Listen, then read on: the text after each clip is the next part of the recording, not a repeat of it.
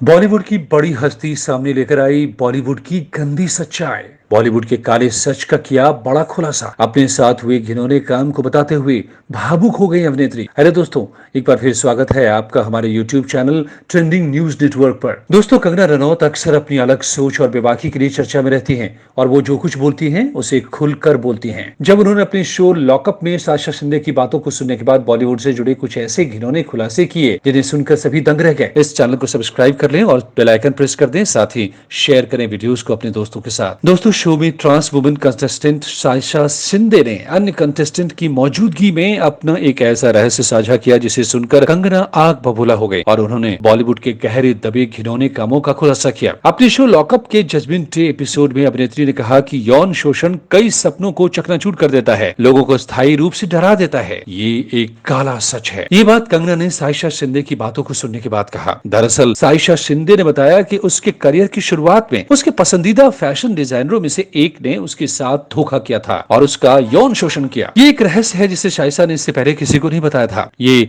साल 2005-2006 की बात है। तब उसका करियर बस शुरू ही हुआ था। वो अपने पसंदीदा फैशन डिजाइनर्स में से एक से मिला। फैशन डिजाइनर ने उसे अपने होटल के कमरे में बुलाया और कहा कि वो परेशान महसूस कर रहा है, उसका जीवन एक सूटकेस बन गया है। साशा को बुरा लगा। साशा ने उसे गले लगाया और उनके बीच सेक्स हो गया। साशा ने आगे अपनी बात बढ़ाते हुए कहा कि उन्हें तब बहुत बुरा लगा जब उन्हें पता चला कि डिजाइनर ने वही कहानी इससे पहले 7-8 और लड़कों को सुनाई थी और उनका भी इसी तरह यौन शोषण किया था। इसके बाद साशा बोली कि इस तरह की चीजें इंडस्ट्री में आग की तरह फैलती गई और जल्द ही उन्हें फैशन वीक से प्रतिबंधित कर दिया गया। डिजाइनर ने अफवाह फैला दी कि मैंने उसे बेनकाब किया था, लेकिन सच तो ये है किसी से भी ये राज मैंने शेयर नहीं किया था। मेरा शोषण किया गया और बाद में मुझे भुगतना पड़ा। साशा ने यह भी बताया कि उस अय्याश डिजाइनर का हर महानगर में एक प्रेमी था। कंगना ने इस मुद्दे को उठाने के लिए साशा की सराहना की और कहा कि यौन शोषण इस इंडस्ट्री का काला सच है। उन्होंने कहा कि अब यौन शोषण तो हालांकि हर इंडस्ट्री में होता है, चाहे वो कॉर्पोरेट हो, होटल इंडस्ट्री हो या कोई और, लेकिन फिल्म इंडस्ट्री में लोग ये मान लेते हैं कि उनके पास नए लोगों या मॉडल्स का शोषण करने का लाइसेंस है। उन्हें लगता है कि छोटे कपड़े पहनने वालों का यौन शोषण करना ठीक बात है। एक्ट्रेस होस्ट कंगना ने मी टू कैंपेन का मुद्दा भी उठाया और कहा कि जिन लड़कियों ने इंडस्ट्री में प्रमुख नामों का खुलासा किया था उनकी नौकरी चली गई। मी टू कैंपेन के बारे में कुछ नहीं हुआ। वे लड़कियां जो तब निकली थी आज कहीं नहीं दिखती। यहां तक कि जब मैंने